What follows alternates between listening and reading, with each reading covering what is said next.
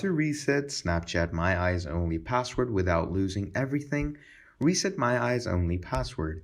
Hi everyone, welcome back to another video. I hope you all are doing great and are having an amazing and incredible day.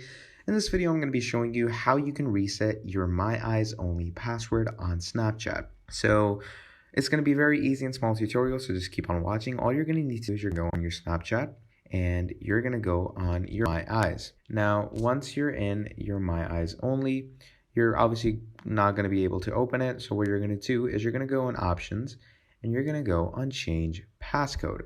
Now, if you don't know your current passcode, all you need to do is you're going to go on forgot passcode. And from there on out, what they're going to do is they're going to send you a verification code. And that is how simple and easy it is. Or you can just change your passcode without losing anything. Like, you won't lose anything if you do this, or you won't lose anything if you do the forgot your passcode.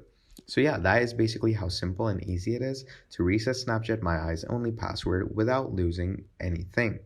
Thank you for watching this video, and I hope to see you all next time. Goodbye.